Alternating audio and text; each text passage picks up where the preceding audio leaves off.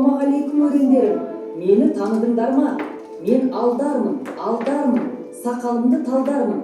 Бүгін сендерге ата-бабамыздан қалған ең керемет ханталапай ойынын әкелдім. Қазір асықтарды шашам, бәріміз жабылып жинаймыз.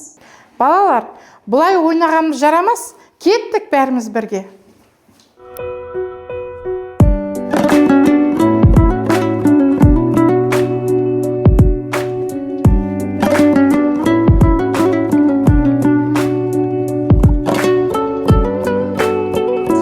Алдалата, ханталапай ойынын кішкентай кезімізден білеміз. Бірақ біз сізге әлі ешкім естімеген ежегі ботай қомысынан табылған жаңа ойынды көрсетпекпіз. Ботай, ол не қылған ойын? Мен оны неге естімегенмін? Ол ботай ойыны. Ол жылқыны алғаш қолға еткен бабамыздан қалған. Ол ойында кішкентай асықтар емес, үлкен малдың топай шиіктеуі мен ауыл сақалы қолданады. Ой, қызық екен. Көрсетіңдерші, бұл ойынның қандай ережесі бар? Алдалата қалаңыз. Ойынды бастау үшін алдымен кім өлген екенін анықтаймыз. Қане көрейік, кім нағыз мерген екен? Ал балалар, асықты ортаға шашамыз. Ханталапай!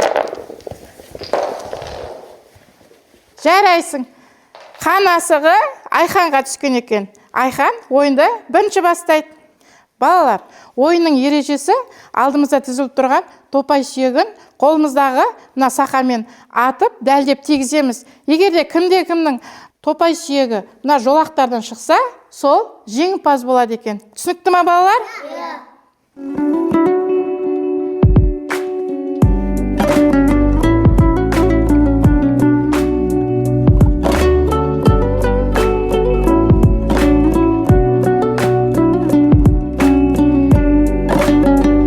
Бәрекелді балаларым, сендер мені таңғалдырдыңдар.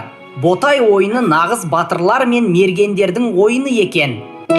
Бұл ойын сендердің бойларыңдағы күш-жігерді арттырып, көздеріңді өткір етеді. Жеңімпаз балаларға Ботай батыры деген мақтау қағазды Алдаркөсе берді.